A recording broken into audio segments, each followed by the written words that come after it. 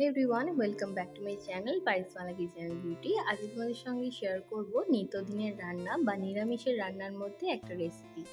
এই রেসিপিটা অনেকেই আমরা নিরামিষ দিনে খেয়ে থাকি, তবে আজকের এই রেসিপিটা আমি সামান্য ঘি গরম মশলা দিয়ে নিরামিষ নয় আমিষভাবেই করব। তার জন্য দেখো এখানে আমি নিয়ে নিয়েছি ছোলার ডাল। আর ছোলার ডালটাকে ভালোভাবে ধুয়ে আমি ওভারনাইট রেখে দিয়েছিলাম। এরকম অবস্থায় সকালবেলায় ফুলে গেছে। যেরকম আমরা ধোসার ব্যাটার কিংবা যে কোনো ফার্মেন্টেড জিনিস ডাল দিয়ে যখন তৈরি করি তখন আমরা ওভারনাইটই ভিজিয়ে রাখি, এক্ষেত্রেও তাই করেছিলাম। এরপরে দেখো এরকম যে ছোলার ডালটা আছে সেটা নিয়ে নিয়েছি, তার সঙ্গে নিয়ে নিয়েছি আদা, আর নিয়েছি 2 শুকনো লঙ্কা আর 4টে কাঁচা লঙ্কা, আর নিয়ে নিয়েছি 1 চামচ মতন জিরে। এই সমস্ত উপকরণকে খুব ভালোভাবে মিক্সার গ্রাইন্ডারে সামান্য নুন দিয়ে ভালো করে পেস্ট করে নেব। আর হ্যাঁ, এর সঙ্গে দিয়েছি স্বাদ মতো নুন আর 2 চামচ মতন চিনি। ভালো করে পেস্ট বানিয়ে নিয়েছি। দেখো খুব একটা মিহি পেস্ট বানাবে না, একটু যেন খিচখিচ ব্যাপার থাকে সেই অবস্থাতেই বন্ধ করে দেবে। এরপরে কড়াইটায় ভালোভাবে গরম করে নিয়ে বেশ খানিকটা সর্ষের তেল দিয়ে দেবো। সর্ষের তেলটা খুব ভালোভাবে গরম হয়ে যাওয়া পর্যন্ত অপেক্ষা করব। সর্ষের তেলটা যদি ভালো করে গরম করা হয় তাহলে কাঁচা গন্ধটা থাকে না।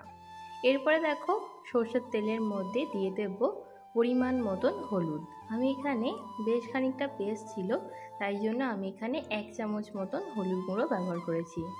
এরপরে দেখো খুব ভালোভাবে নাড়াচাড়া করে নেব যাতে পেস্টটা খুব ভালোভাবে মিশে যায়। যেহেতু সমস্ত কিছু আগে থেকে দেয়া ছিল, আর এইখানে আমি ব্যবহার করেছি বেশ খানিকটা জল, মানে মিক্সির বাটি থেকে সামান্য জল এখানে ব্যবহার করেছি। এরপরে আবারও খুব ভালোভাবে জলটাকে শুকিয়ে খুব ভালোভাবে নাড়াচাড়া করে নেব যাতে ডালটা খুব ভালোভাবে সেদ্ধ হয়ে যায়। এটা একটা নিরামিষ দিনের খুব ভালো এবং বেঙ্গলি রেসিপির মধ্যে বা বাঙালিদের নিরামিষ দিনের একটা খুব পপুলার একটা রেসিপি। দেখো এখানে আমি একটা বাটিতে সর্ষের তেল ভালোভাবে মাখিয়ে যে শুকনো ডালটা নাড়াচাড়া করে নিয়েছিলাম সেটাকে এবারে ঠান্ডা করে পিস পিস করে কেটে নেব।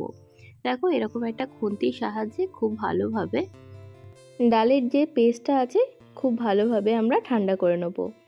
গোটা বাটিতে ভালোভাবে চাড়িয়ে নিয়ে হাতে করে খুব ভালোভাবে সামান্য জল দিয়ে ভালো করে ওপরটা মোলায়েম করে নেব। ঠিক ভিডিওতে যেভাবে দেখাচ্ছি তোমরাও ঠিক সেইভাবেই করে নিও।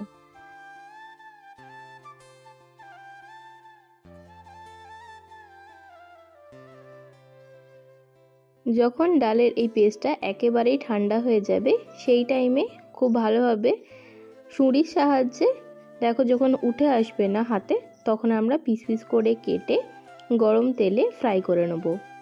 এখানে আমরা বানাচ্ছি ধোকার ডালনা। তো ধোকার ডালনার রেসিপিটা এইভাবেই আমরা করে থাকি এবং বাড়িতে থাকা খুব সাধারণ পাওয়া উপকরণ দিয়েই আজকে রেসিপিটা কিন্তু তোমাদের সঙ্গে শেয়ার করছি।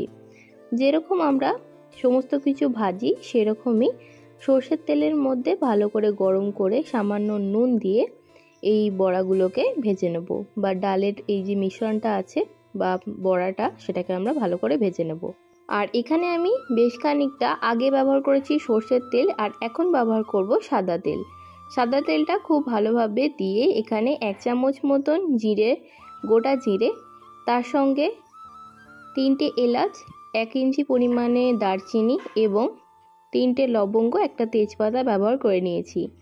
তারপরে দিয়ে দিলাম 1 চামচ মতন শুকনো লঙ্কার গুঁড়ো, আর দিয়ে দেবো আদা, রসুন আর টমেটোর পেস্ট।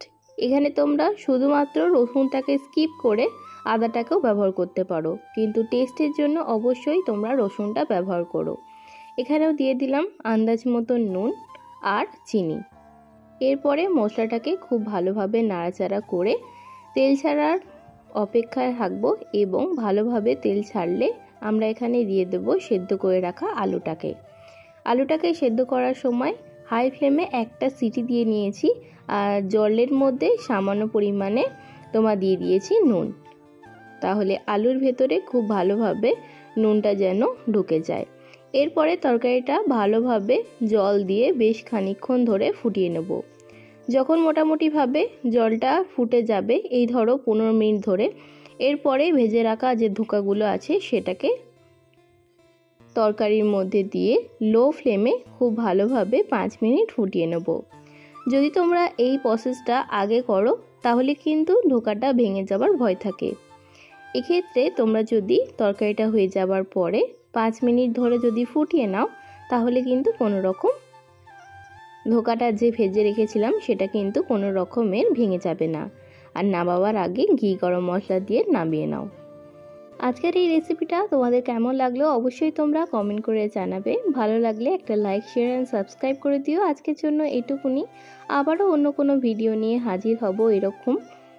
নিত্যদিনের রান্নাটা তোমাদের কেমন লাগছে অবশ্যই তোমরা কমেন্ট করে জানিও।